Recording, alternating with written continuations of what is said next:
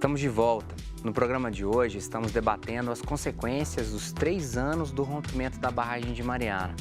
Se você quer participar com a gente, já são várias as participações aqui, vou lê-las daqui a pouquinho, pelo 31 99642 8473. Se você tem alguém que de Mariana, de Barra Longa, daquela região ali, Piranga, gente que foi afetada de certa forma, escreva pra gente, vamos colocar a sua resposta, a sua história aqui no ar. Caio, por favor. Bom, Jair, eu acho que depois da gente ter ouvido o Dr. Guilherme Meneghini e os doutores aqui, a gente tem também que considerar a outra ponta, a outra visão que a gente tem que ter.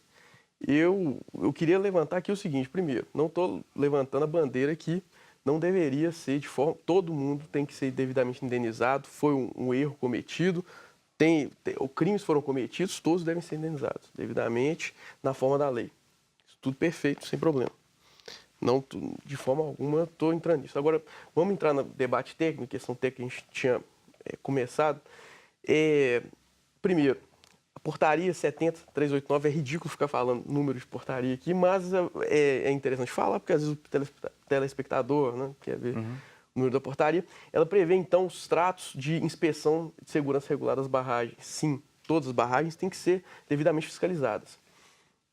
Dito isso, o doutor levantou a questão que o engenheiro particular contratado pela empresa que faz esse monitoramento. Sim, é o engenheiro que faz o monitoramento.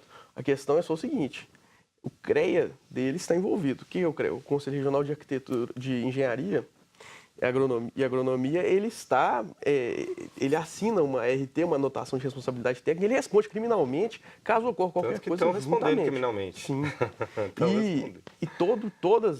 A única forma encontrada, pelo menos imediatamente, para que as barragens todas sejam fiscalizadas na sua plenitude quinzenalmente, o que seria impossível pelos órgãos públicos, quem faz fiscalização hoje é o DNPM, que é a Agência Nacional de Mineração, e a FEAM faz também pela gerência de mineração. O gerente de mineração tem pouquíssimas pessoas. E o DNPM, corrigindo, ele tinha 3 fiscais na época do rompimento. Hoje, ele já tem um setor de barragens grande. Não, lógico, longe do ideal, mas os recursos foram alocados devidamente para poder, ao menos, atingir, e anualmente eles fazem as fiscalizações e atendem. Então, eles têm um cronograma regular de barragens. Estive lá até outro dia, então a gente consegue visualizar essa questão. Estou falando de pós-rompimento da barragem. Não estou tratando de pré-rompimento de forma alguma. Eu sei, sim, que uma negligência absurda do órgão em Brasília, da falta de envio de recursos para o estado de Minas Gerais e para outros estados, para fiscalização das barragens, isso sem dúvida aconteceu.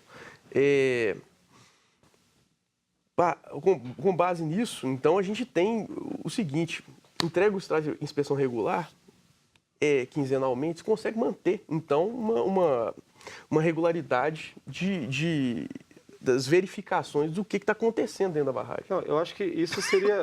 Desculpa, eu acho que isso seria o ideal. A gente imagina que é o que o Ministério Público quer, que as barragens sejam devidamente fiscalizadas, e nós atuamos nesse sentido.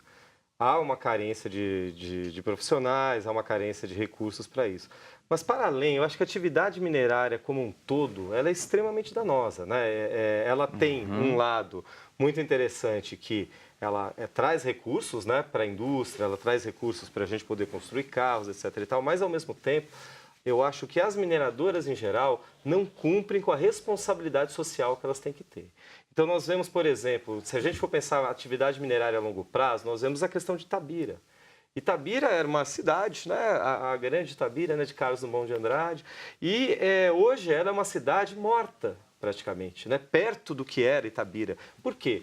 Porque durante a mineração, o que a mineradora quer é explorar aquele subsolo e levar tudo que puder de lá. E o retorno que ela traz para a sociedade local é enquanto está durando a mineração e muito pouco perto do que ela deveria. Que a cidade ela morre economicamente porque exauriu a mina E aí ela agora... começa a viver, não é só isso, ela vive em função da mineração. Quando aquela atividade acaba, quando a mina está exaurida, a cidade não tem mais o que fazer. Então, eu acredito que toda mineradora, quando está numa cidade, vamos pensar em Conceição do Mato Dentro, por exemplo, que hoje já está girando em volta da mineração, que vai durar mais 20 ou 30 anos, mas uma hora vai acabar, a mineradora tem a obrigação de fomentar atividades econômicas sustentáveis na região. Né?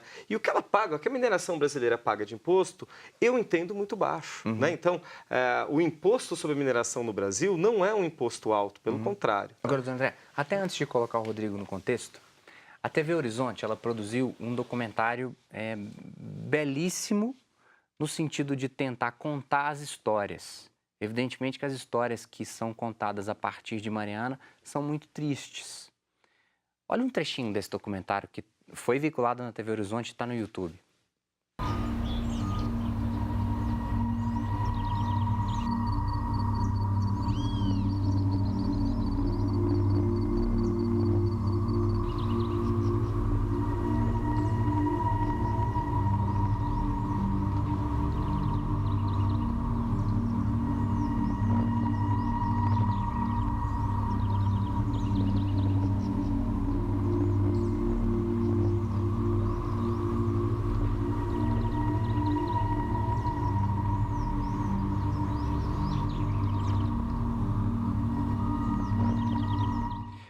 As imagens, como o Dr. André colocou, são impressionantes.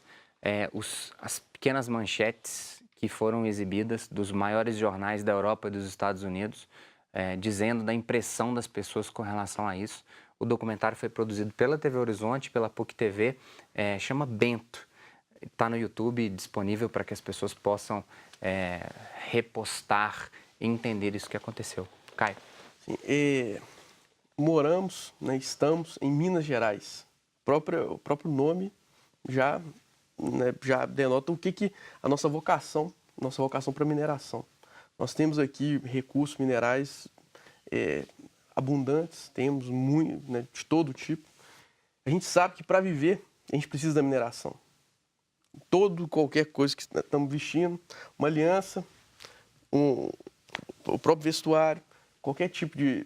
O gel que passa no cabelo, qualquer creme, qualquer coisa, qualquer questão passa ao menos por um elemento que é extraído, então, é um recurso mineral extraído da terra e a gente, então, utiliza. Sim, é um recurso não renovável. Sim, ele deixa o seu estrago, ele deixa o seu dano. Mas o que precisa ser trabalhado é a forma que esse dano vai ser mitigado. Isso é trabalhado, sim, nas licenças ambientais. Às vezes, não concordo, a questão desculpa. precisa ser... Só um minuto. A questão, às vezes, precisa ser debatida e confrontada na esfera ambiental, nas medidas de controle ambiental que são apresentadas perante o órgão ambiental. Em segundo lugar, deixa eu só concluir.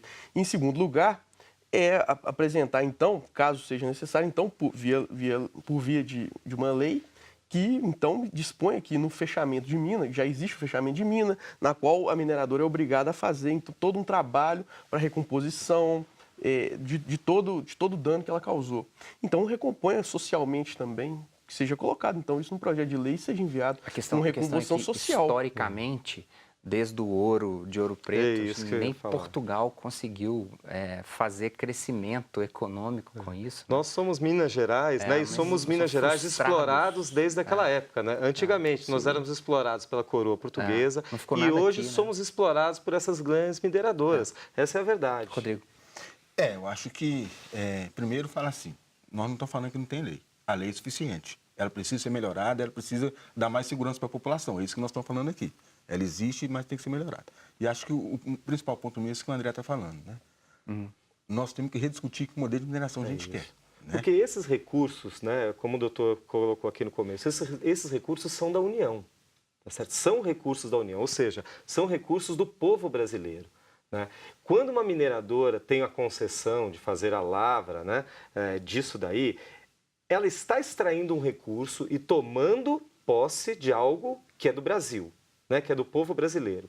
E eu tenho a firme convicção que ela tem deixado muito pouco para o Brasil, né? Muito pouco que poderia deixar para o Brasil e, além de tudo, tem feito isso de forma irresponsável. Nós temos aí, por exemplo, a questão de Barcarena no norte, né? Nós temos questões, nós vemos assim que a questão da mineração não é só ambiental, a questão da mineração é social também. Né? É isso. A gente tem a questão social, sim, mas agora, com relação a deixa muito pouco esse tipo de afirmação, é complexo, porque o setor mineral, ele sim tem que ter lucro, toda empresa tem que ter lucro para poder se movimentar, até porque é a partir dele que existem as atividades econômicas, geram-se empregos, as riquezas, né? As outras atividades se desenvolvem também conjuntamente.